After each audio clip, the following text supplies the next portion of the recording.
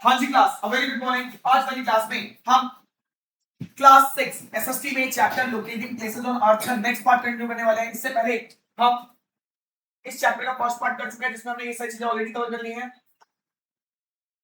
देखिए बच्चों, हमने इस मैप को समझा था, हमने ये वाले क्वेश्चंस कराए थे। इसके बाद हमने सिंबल्स वगैरह के बारे में पढ़ लिया, सब चीजों के बारे में पीछे पढ़ चुके थे। आज हम आगे टॉपिक स्टार्ट कर रहे हैं, मैपिंग द अर्थ, अर्थ की मैपिंग। ठीक है बच्चे, स्टार्ट करते हैं। सभी बच्चे पूरे फोकस से सामने देखेंगे। देखो बच्चे, mapping the earth is a little more difficult because our planet is not a flat surface. It nearly has the shape of a sphere. We say that nearly because it is not perfect sphere, but it's slightly flattened at the poles. However, it's in practice we will consider it to be spherical. देखो बच्चे क्या बोल रहे हैं। अब हम अर्थ की mapping start करने वाले हैं, जो कि थोड़ा डिफिकल्ट होने वाला है क्योंकि अर्थ एक फ्लैट सरफेस नहीं है भैया। हमारी अर्थ जो है ना स्फेरिकल शेप की है। अगर मैं स्फेयर बनाऊं तो कैसा स्फेयर होता है?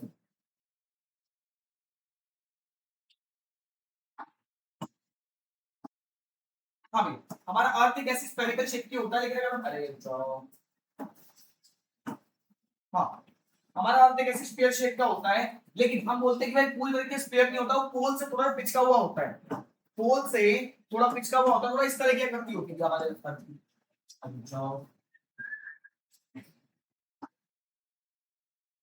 आप बोल सकते हो हमारी अर्थ पोल से तो नहीं होती है, पिचकी हुई होती है थोड़ी सी।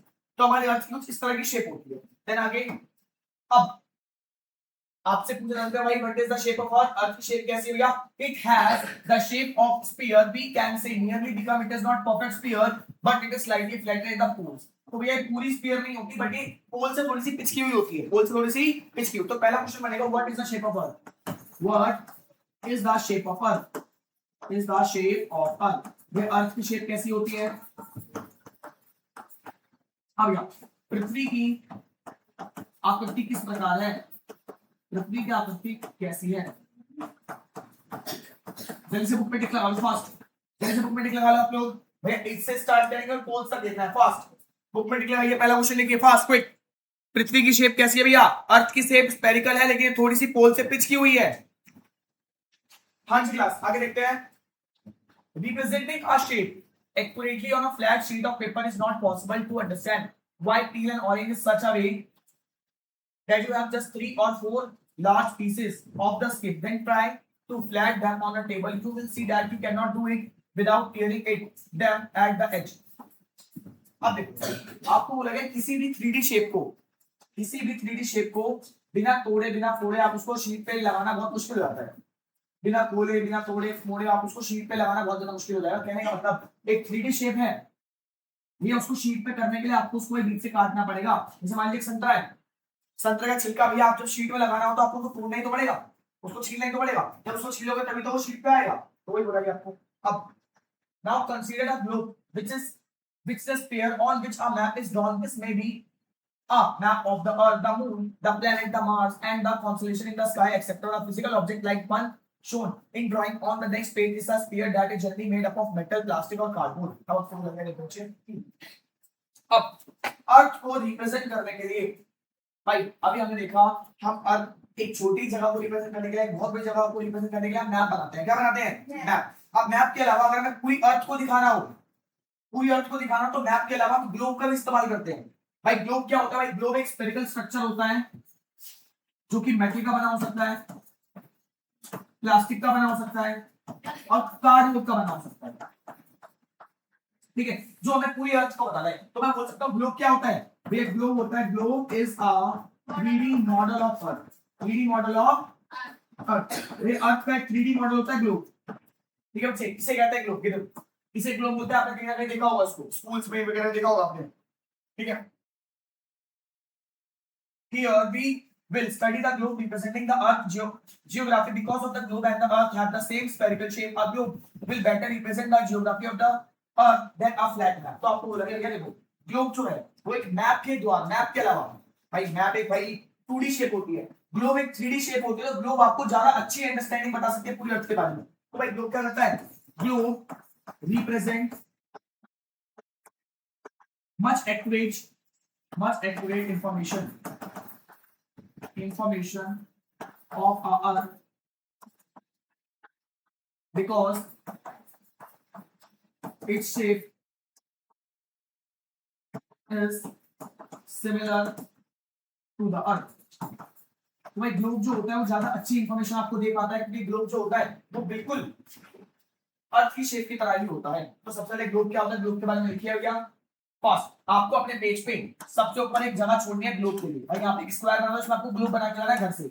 इसके बाद पहले आप ये वाला पॉइंट लिखोगे, उसके बाद दूसरा आप ये वाला पॉइंट लिखोगे। फास्ट जल्दी ग्लोब के बारे में लिखिए, जल्दी ग्लोब के बारे में लिखिए आप लोग। पहले आपको डायग्राम बनाना है, फिर आप ग्लोब का फर्स्ट पॉइंट एंड ग्लोब का सेकंड पॉइंट लिखो जल्दी से, क्विक। ऊपर ग्लोब की हेडिंग डालो, नीचे जगह बना दो, जगह छोड़ दो ग्लोब के लिए, फिर ये फर्स्ट पॉइंट देन ये सेकंड पॉइंट, जल्दी। हाँ जी क्लास, तो आप समझ चुके हो कि ग्लोब और मैप में क्या डिफरेंस है। भैया मैप एक 2D शेप होती है, ग्लोब एक 3D शेप होती है। मैप में आप ज्यादा एक्यूरेटली नहीं समझ पाते, ग्लोब में आप बिल्कुल एक्यूरेटली समझ पाते हो, क्योंकि वो 3D मॉडल होता है। जिस तरीके से अर्थ पूरी कर्व होती है उस तरीके से भैया ग्लोब भी पूरी तरीके से कर्व होता है, वो 3D होता है, ताकि जिससे हमें भैया चीजों के बारे में काफी अच्छी नॉलेज मिलती है। ठीक है, तो सबसे पहला क्वेश्चन जो आपके सामने मैं दे रहा हूँ, ये क्वेश्चन लिखो आप। Write the difference between map and a globe. Map and a globe. या मैप और ग्लोब के बीच में डिफरेंस क्या होता है, ये मैं आपको जल्दी से फास्ट क्विक। हाँ जी बच्चे, आपके सामने हमने आंसर भी लिख दिया, आंसर देखते क्या है। देखो बच्चे, सबसे पहले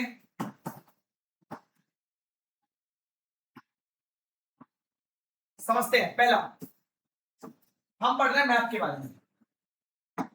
मैप तो it is representative of the earth on a flat surface drawn to scale. भैया हमने देखा मैप जो होता है वो एक फ्लैट सरफेस से बनाया जाता है, किसी भैया पेपर पे बनाया जा सकता है, किसी फ्लैट सरफेस पे बनाया जाता है स्केल का इस्तेमाल करके। स्केल क्या होता है भैया कि हम 500 मीटर को 1 सेंटीमीटर से रिप्रेजेंट कर रहे हैं, ऐसा। ठीक है, मैप को 2D शेप पर एक प्लेन पेपर में बनाया जाता है भैया। किससे बनाया जाता है, प्लेन सरफेस पे बनाया जाता है स्केल की हेल्प से। ठीक है, वहीं ग्लोब की बात करें, it is the most correct appropriation of the अर्थ। भैया आप कह सकते हो ये मैप के मुकाबले काफी ज्यादा करेक्ट एप्रोप्रिएशन है। भैया 3D मॉडल होता है, 3D मॉडल, क्लियर बच्चे, और इसमें ज्यादा एप्रोप्रिएशन होती है, अप्रोक्सीमेशन होता है इसमें, और ज्यादा सटीक होता है वो। क्लियर है, आगे। अब it give us dimensional view of the अर्थ। भाई ये अर्थ का 2 डायमेंशनल व्यू देता है। भाई 2D होती है, और मैं इसकी बात करें 3D शेप होता है, 3 डायमेंशनल व्यू देता है। ठीक है भैया, अर्थ एक प्लेन सरफेस भैया 2D शेप होती है, उसमें लेंथ और ब्रेथ होती है, लेकिन ग्लोब 3D शेप होता है, उसमें लेंथ ब्रेथ हाइट भी होती है। क्लियर बच्चे, आगे। It show us the minute detail of the earth. It may show us even small details of the villages of the relief features of the various region. भैया map ना हमें छोटी से छोटी और बड़ी से बड़ी चीजों के बारे में बताता है, छोटी से छोटी और बड़ी से बड़ी चीजों के बारे में मैप बताता है, लेकिन ग्लोब ऐसा नहीं कर सकता भैया। ग्लोब में से भैया आप कॉन्टिनेंट्स को देख सकते हो। ठीक है, it show us only major details of the earth like ocean, seas and continents. तो भैया ग्लोब हमें ज्यादा बारीक चीजें नहीं बता पाता, वो सिर्फ हमें कॉन्टिनेंट्स के बारे में, ओशियंस के बारे में और सीज के बारे में बता सकता है। ठीक है भैया, अगर आप चाह रहे हो कि ग्लोब पे आपको छोटी छोटी जगह दिखे तो वो नहीं कर पाओगे।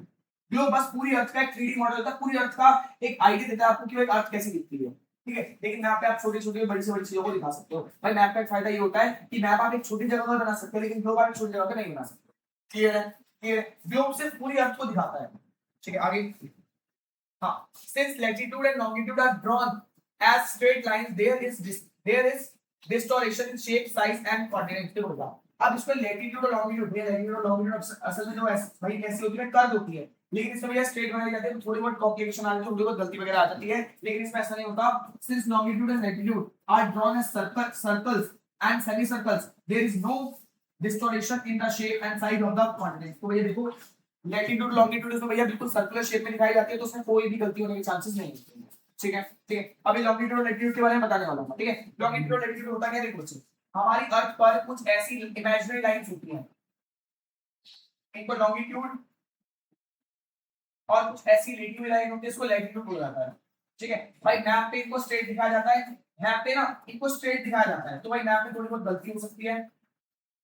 ठीक है, लेकिन भाई ग्लोब की बात करूं तो ग्लोब में इसको भाई एक्चुअल शेप में दिखाया जाता है, सर्कुलर हेमी सर्कल, तो उसमें भाई कोई गलती नहीं होती, नो डिस्टॉर्शन। ठीक है भैया, तो आगे देखते हैं। Map can be folded and handled easily. भाई मैप को आप फोल्ड करके ले जा सकते हो, लेकिन ग्लोब को आप हैंड नहीं कर सकते, large globe are difficult to handle. भाई लार्ज बड़े ग्लोब को आप एक जगह दूसरी जगह ले जाना बहुत मुश्किल हो जाता है। भाई मैप को क्या फोल्ड करा पॉकेट में डाल दे नहीं मिलेगा, लेकिन ग्लोब को एक जगह दूसरी जगह ले जाना काफी मुश्किल होता है, क्योंकि ग्लोब थोड़ा बड़ा शेप का होता है। ठीक है बच्चे, ठीक है। तो ये आपकी मैप, ये आपकी मैप और ग्रुप के बीच में डिफरेंस था, ये काफी इंपॉर्टेंट क्वेश्चन होने वाला है, आपको उसके बारे में पता होना चाहिए। जल्दी बैठ के इनके बारे में लिखिए फास्ट, जल्दी वीडियो को पॉज करो, लिखो उसके बारे में क्विक। हाँ जी क्लास आगे कंटिन्यू करते हैं, लिखिए बच्चे।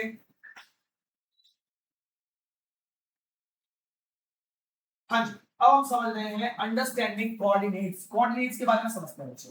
भाई कोऑर्डिनेट्स क्या होता है, देखो इतनी बड़ी अर्थ है, अगर इतनी अर्थ में बहुत सारी कंट्रीज हैं, अगर मान लीजिए हमें किसी कंट्री के बारे में बताना है या फिर हमें किसी लोकेशन के बारे में बताना है, तो हम कैसे बताएंगे? तो उसके लिए हम उसके कोऑर्डिनेट सेट करते हैं। क्या सेट करते हैं भैया? Coordinates.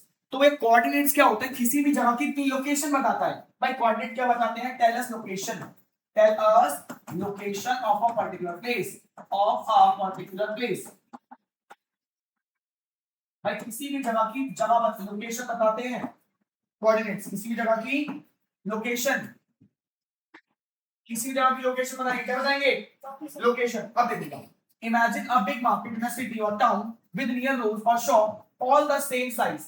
You want to meet a friend at station shop inside the market, but your friend does not know where the shop is. So you would give direction like meet me at 6 p.m. at the 7th shop in the 5th row from the entrance. This will allow your friend to preserve determine your location. मान लीजिए आप एक railway station पे हैं, ठीक है भाई, वहां पर बहुत सारे शॉप्स हैं और सारी शॉप्स एक जैसी हैं, सारी शॉप्स एक भाई, जैसे मॉल में सारी शॉप एक जैसी होती है, तो ऐसे ही भैया बहुत सारे फ्लोर, तो कैसे बताओगे आप? तो जैसे मान लीजिए मैं एक मॉल में हूं, भाई मॉल में बहुत सारे फ्लोर, मान लीजिए मैं थर्ड फ्लोर पे फिफ्थ दुकान पे हूं, थर्ड फ्लोर की फिफ्थ दुकान पे हूं, तो मैं, मेरा दोस्त मेरे से मिलने आ रहा है, तो उससे कैसे बोलूंगा?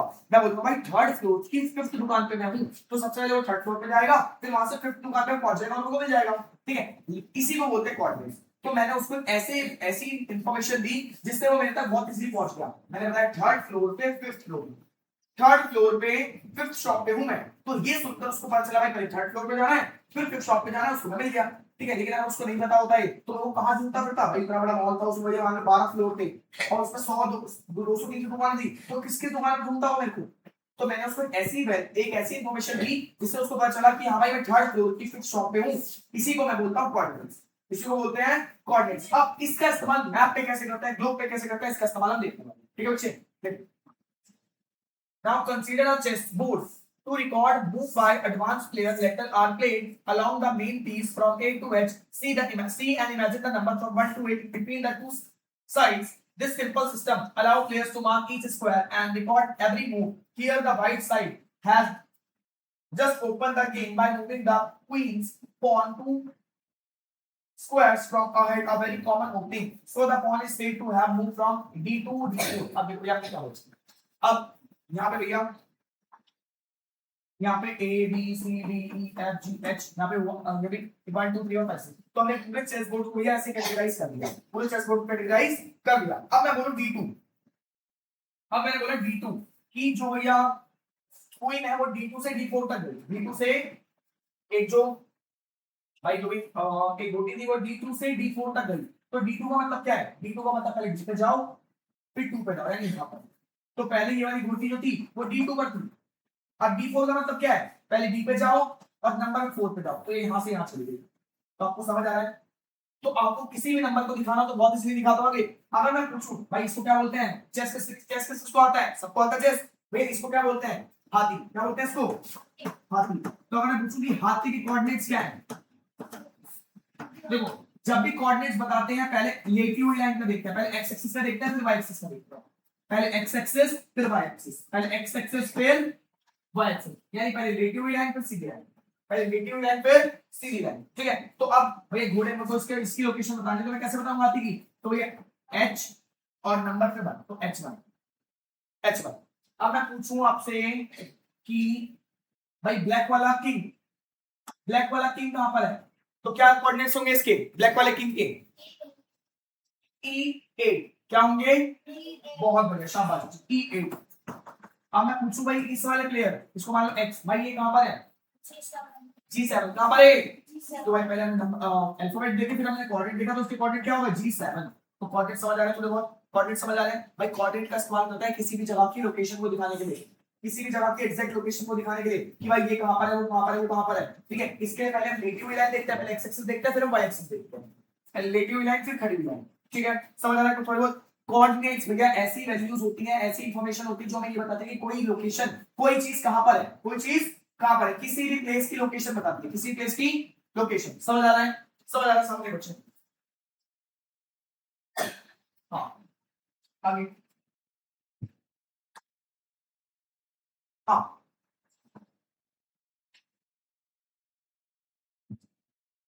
this system used in these two examples may be called a system of coordinates। अब इसी को हम सिस्टम ऑफ कोऑर्डिनेट्स बोलते हैं, इसको हम सिस्टम ऑफ कोऑर्डिनेट्स बोलते हैं। अब thanks to their two coordinates the station shop as well as the chess square on the chessboard can be previously determined।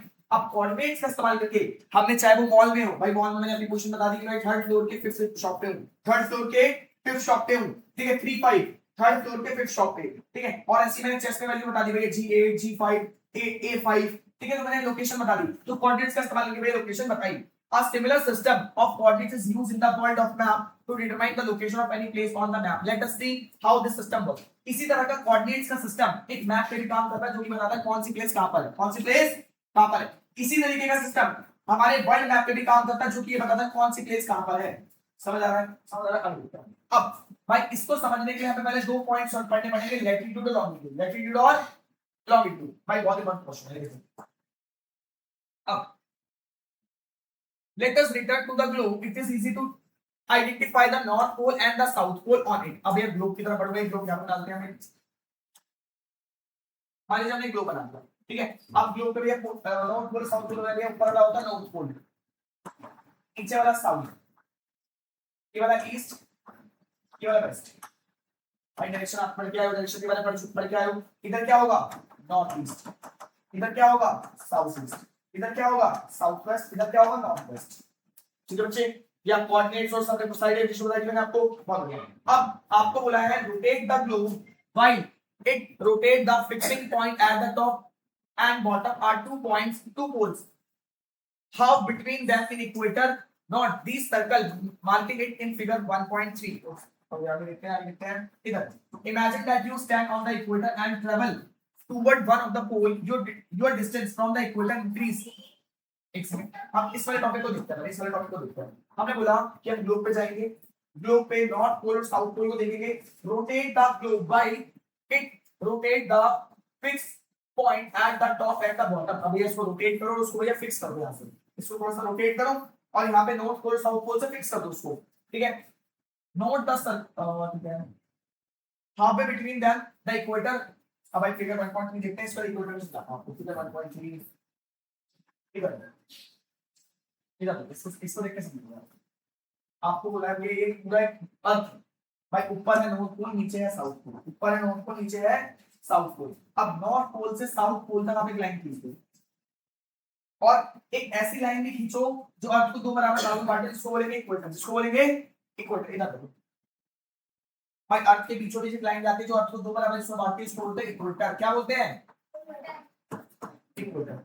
ठीक है ठीक है। अब इक्वेटर,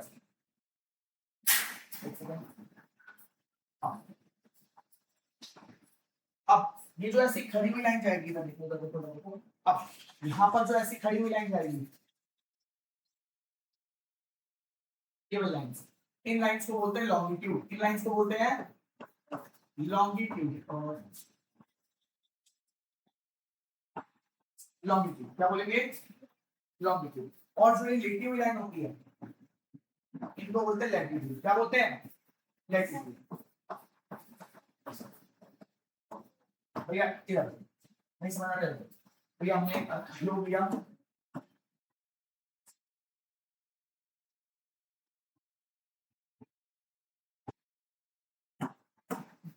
भाई हमने ग्लोब लिया, ठीक है। अब ग्लोब में हमने एक लाइन ली ऐसे, इसको क्या बोलेंगे? इक्वेटर। क्या बोलेंगे? इक्वेटर। सबसे ऊपर क्या है? North pole. सबसे ऊपर क्या है? North pole. सबसे नीचे साउथ पोल, ठीक है। North pole south pole. अब नॉर्थ पोल से साउथ पोल की तरफ जाने में जो लाइन होगी, मैं इसको दिखाता हूँ रेड पेन से।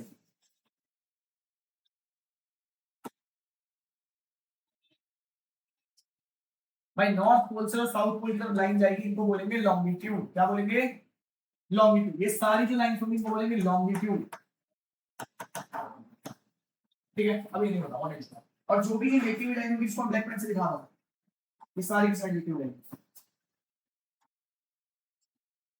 इनको बोलते हैं लैटिट्यूड। लैटिट्यूड भाई, लॉन्गिट्यूड, लैटिट्यूड, इक्वेटर, ये तीन चीज आपको समझ आई, तीन चीज आपको समझ आई। सबसे ऊपर नॉर्थ पोल, सबसे नीचे साउथ पोल, बीच में इक्वेटर। भाई जो नॉर्थ पोल से साउथ पोल की तरफ लाइन जा रही है इनको क्या बोलेंगे, लॉन्गिट्यूड। जो ऐसी नेगेटिव लाइन को क्या बोलेंगे, लैटिट्यूड। ठीक है, अब समझो, एक बार हिंदी मीडियम वाले बच्चे भी देख लेंगे। आ गया, हिंदी मीडियम वाले बच्चे देखेंगे। भाई इक्वेटर को बोलते हैं भूमध्य रेखा, भूमध्य रेखा। अब लॉन्गिट्यूड को बोलते हैं देशांतर रेखा, और लैटिट्यूड को बोलते हैं अक्षांश रेखा, अक्षांतर रेखा। ठीक है बच्चे, ठीक है, अब आगे क्या पढ़ते हैं इसके बारे में। देखो बच्चे, your distance from the equator increase, latitude measure the distance from equator at any point of the travel. You can draw an imaginary line that run east to west parallel to equator. Such a line is called parallel of latitude. अब देखो, जो भी line equator के parallel बनी होती है, equator के parallel latitude line जो भी होती है ईस्ट से वेस्ट तक, ईस्ट से वेस्ट तक जो भी लाइन होती है उसको बोलते हैं लैटिट्यूड। क्या बोलते हैं, ये पीछे मैं बता दूंगा आपको। And it draw a circle around the earth. Again, it is very easy to note the globe that largest circle is the equator, while the circle marked by parallel of the latitude grows smaller. We move to northward or southward direction. अब आपको बोलेंगे इसमें सब बीच वाला जो होता है equator, equator सबसे बड़ा होता है, बाकी जो सर्कल होता है, बाकी जो लैटिट्यूड होते हैं वो छोटे होते जाते हैं। इक्वेटर सबसे बड़ा होता है, बाकी जो लैटिट्यूड होता है वो छोटे छोटे होते जाते हैं। आगे, latitude are expressed in degrees by convention. The equator in 0 degree, while the latitude of two poles are 90 degree north and 90 degree south represent. This is noted 90 degree north and 90 degree south. अब देखो, आपको बोला गया जो भी latitude होता है, equator होता है 0 डिग्री, इक्वेटर होता है 0 डिग्री, बाकी ये 0 से 8 डिग्री बढ़ती जाती है, 90 डिग्री नॉर्थ तक जाते हैं, 90 डिग्री साउथ तक जाते हैं। वे 90 डिग्री सबसे ऊपर वाला 90 डिग्री नॉर्थ तक जाता है, सबसे नीचे वाला 90 डिग्री साउथ तक जाता है। तो ये इस वाले में देखते हैं इसको। तो हमने देखा भाई, इक्वेटर होता है, ये होता है 0 डिग्री, कितना होता है, और जो सबसे ऊपर होता है वो 90 डिग्री नॉर्थ, और जो सबसे नीचे होता है वो 90 डिग्री साउथ। कितना याद रखो, कितना याद रखो भाई। इनको क्या बोलते हैं, लैटिट्यूड। भाई लेटी हुई रेखा है, लेटी हुई रेखा तो लैटिट्यूड, लेटी हुई रेखा है तो लैटिट्यूड। और ये लॉन्ग, भाई लंबी लंबी है, खड़ी हुई लंबी लंबी है तो लॉन्गिट्यूड। भाई जो लेटी हुई है वो लैटिट्यूड, जो खड़ी हुई है वो लॉन्गिट्यूड। भाई खड़े खड़े बच्चे लंबे हो जाते हैं, एग्जांपल भाई अभी आप बैठे हो तो आप छोटे हो, खड़े हो जाओगे लॉन्ग हो जाओगे आप, तो जो खड़ी हुई है वो रेखा लॉन्गिट्यूड, और जो लेटी हुई है वो लैटिट्यूड। बीच वाले को इक्वेटर, बीच वाले को इक्वेटर, क्योंकि अर्थ को दो बराबर भागों में बांटता है। ठीक है, इक्वेटर का 0 डिग्री, सबसे ऊपर वाला लैटिट्यूड जो होता है वो 90 डिग्री नॉर्थ, सबसे नीचे जो होता है 90 डिग्री साउथ।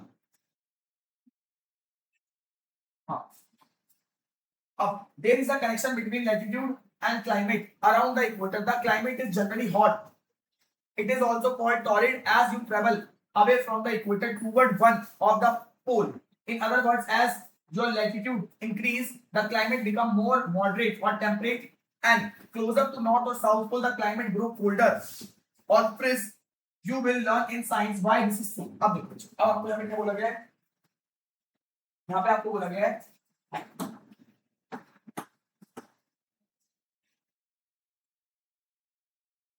ये नॉर्थ पोल और साउथ पोल के पास की जो जगह होती है ना, बहुत ठंडी होती है, ये बहुत ठंडी होती है। ठीक है, इनको बोलते हैं फ्रीज जोन, फ्रीज जोन।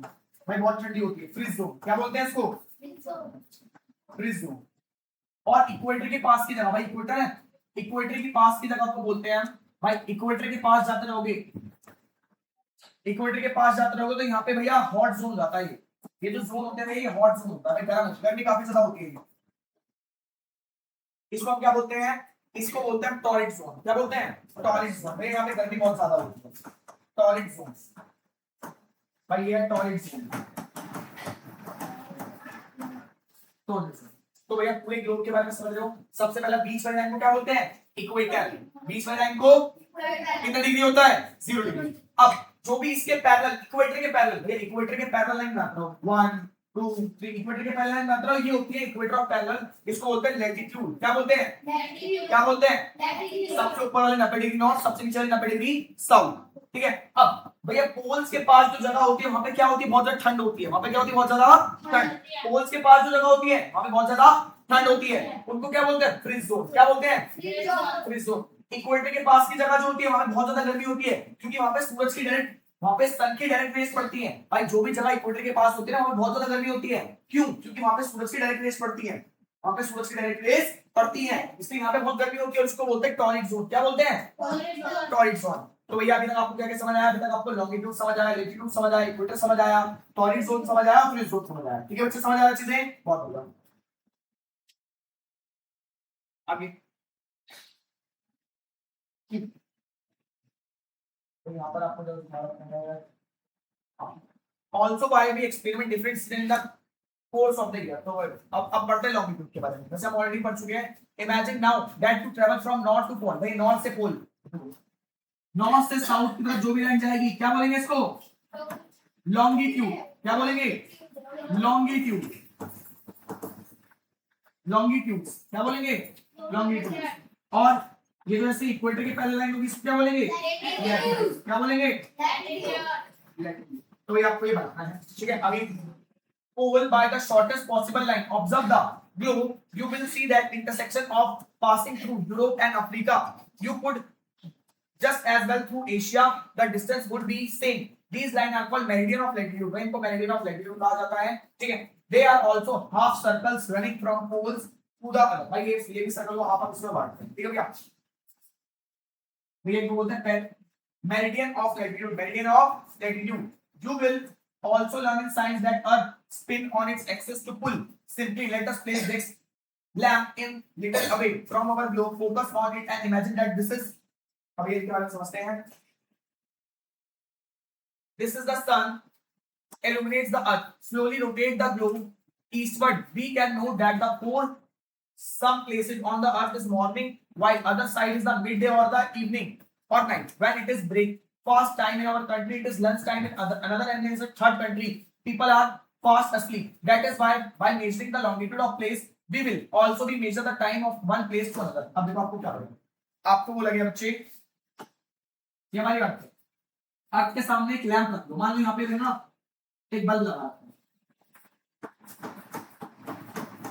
आप इसके सामने ग्लो कर दो। एक बल्ब लो, बल्ब के सामने ग्लो कर दो, बल्ब के सामने ग्लो। अब आप देखोगे बल्ब की रोशनी किसी एक हिस्से में पड़ रही है, तो जिस जगह पे बल्ब की रोशनी पड़ रही है भाई उस जगह पे क्या हो रही है? उस जगह पे मॉर्निंग हो रही है।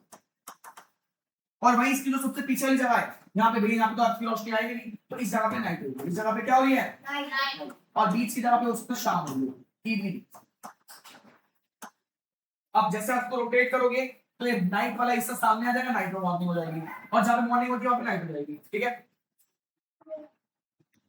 हाँ भैया, तो मैंने आपको क्या बताया कि जिस तरीके से अगर आपको ये समझना है ना कि भाई दिन कैसे होती है, भाई आप ये एक बात बताओ, अगर आज यहाँ पर अभी इस समय सुबह हो रही है ना, तो किसी कंट्री में इस समय रात हो रही होगी, किसी कंट्री में इस समय शाम हो रही होगी। ऐसा क्यों होता है? ऐसा होता है क्योंकि अर्थ एक स्फेरिकल शेप है। मान लो ये जो लैंप है ये सन है, अब अर्थ जो हिस्सा इसके सामने है वहां पे सीधी रोशनी पड़ रही है, वहां पे दिन हो रहा है। ठीक है, अब जैसे आप रोटेट करेगी तो भाई ये वाला हिस्सा धीरे धीरे करके पीछे आ जाएगा और यहाँ पे बिल्कुल रोशनी नहीं पहुंच पाएगी, यहाँ पे नाइट होगी। लेकिन इस वाले एक्सपेरिमेंट से आप समझ सकते हो कैसे एक जगह पे दिन होती है और दूसरी जगह पे रात होती है, इस एक्सपेरिमेंट से। ठीक है बच्चे, आगे हाँ। To measure longitude, we need to define a reference point called the prime meridian. It is also called Greenwich meridian because in the year 1884, some nations decided that the meridian passing through Greenwich, an area of London in England, would become the international standard time for the prime meridian. It is known as the 0 degree longitude. अब बोला जाता है, देखिए हमें जब भी longitude को major करना होता है, हमें जब भी लॉन्गिट्यूड को मेजर करना होता है तो हम प्राइम मेरिडियन से वो करते हैं। ठीक है, इसको हम ग्रीनविच मेरिडियन भी बोलते हैं।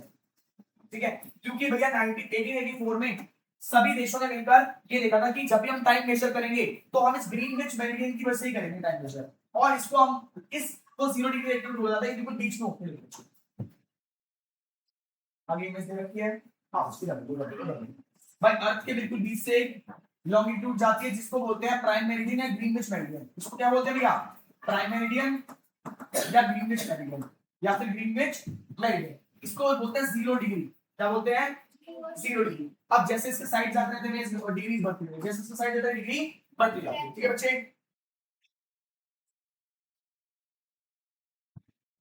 हाँ तो भाई इसको क्लियर करके आज का टॉपिक खत्म करेंगे। ठीक है, next, just as latitude it is measure of distance from the equator, if you travel toward the poles longitude is measured of the distance from the prime meridian if travel along the equator. Longitude 2 is measured in degree. Westernward and eastward is increased in the value of 0 to 180 degree with the letter W or E added. For instead, using round figure, New York latitude is 74 degree west while Delhi is 77 degree east. Tokyo is 140 degree east. अब आपको बोल जा रहा है जो हमारे ये हमने ग्लोब बनाया भाई, ये लाइन कौन सी है? ये लैटिट्यूड है भाई। ये जो बीच की लाइन होती है इसको क्या बोलते हैं? इसको या तो ग्रीनविच बोलते हैं, ग्रीनविच मेरिडियन,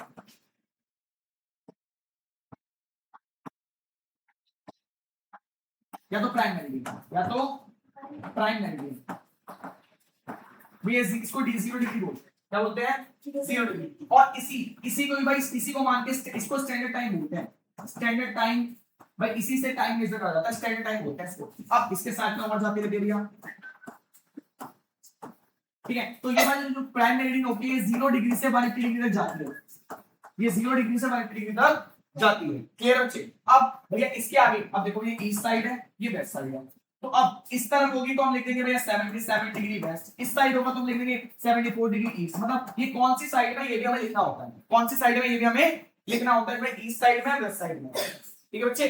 ठीक है, तो यहाँ पे आप पूछ लॉन्गिट्यूड की वैल्यू दे रखे कि न्यूयॉर्क की लॉन्गिट्यूड वैल्यू 74 डिग्री, दिल्ली की लैटिट्यूड वैल्यू 77 डिग्री और टोक्यो की वैल्यू है 140 डिग्री ईस्ट। क्लियर बच्चे? क्लियर है? तो आज हम यहां तक कर रहे हैं, यहां पे आज फिनिश कर रहे हैं। आज का आपका जो होमवर्क होने वाला है, आपको सबसे पहले ठीक है एक सेकंड, हाँ बच्चे आपको ये दोनों डायग्राम्स बना के लाने हैं। ये आपके लैटिट्यूड को शो करना है, वो आपके लॉन्गिट्यूड को शो करना है। इन दोनों के बारे में आपको लिख के लाना है। ठीक है बच्चे? इसके साथ साथ आज का ये होमवर्क है पहला, इसके साथ साथ आपको मैप और ग्लोब के बीच में डिफरेंस करके लाना है, आपको ग्लोब बना के लाना है। ठीक है, आज का ये होमवर्क समझ आया बच्चा? इसके बाद डेफिनेशन लिख के आएंगे आपको थोड़ी बहुत। भैया प्राइम मेरिडियन किसे कहते हैं? प्राइम मेरिडियन क्या होता है?